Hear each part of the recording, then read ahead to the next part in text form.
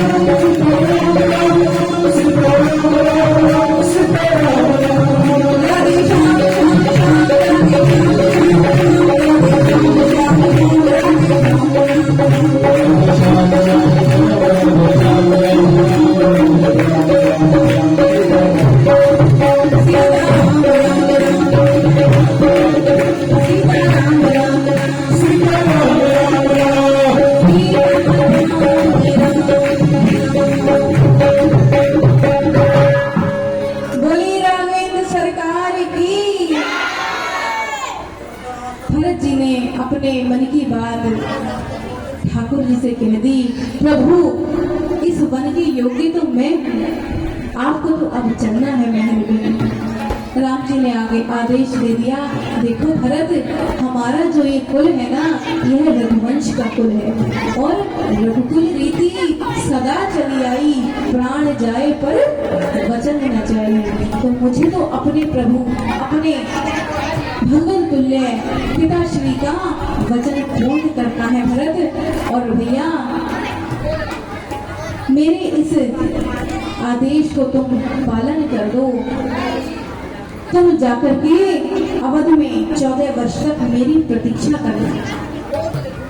जो राम जी ने कहा कि प्रभु की प्रतीक्षा करनी पड़ेगी, तो भरत जी बोले, तो प्रभु, मुझे ये 14 वर्ष की अवधि पार करने के लिए कोई सहारा तो दो भगवान। बिना किसी सहारे के ये 14 वर्ष का जो आपका वियोग है, यह मुझसे पार न होगा।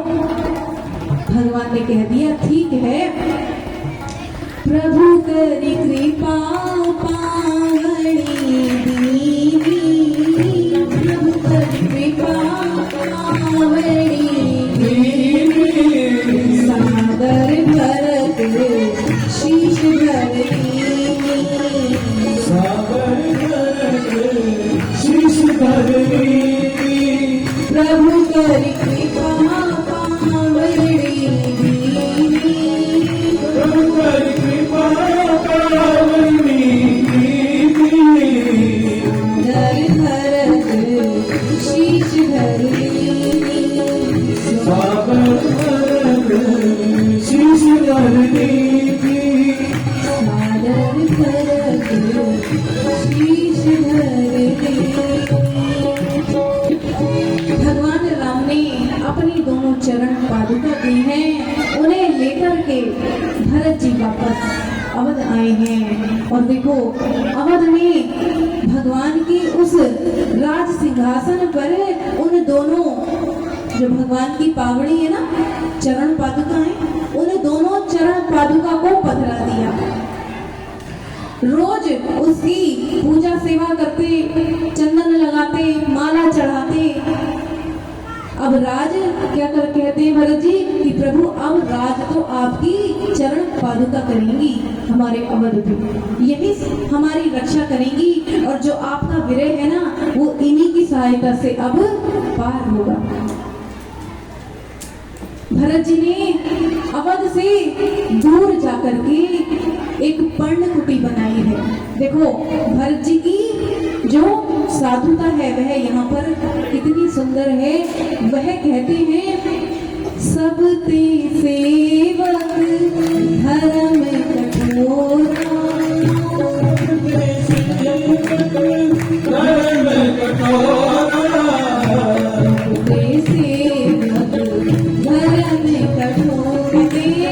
सबसे जो कठिन है वह सेवक धर्म है।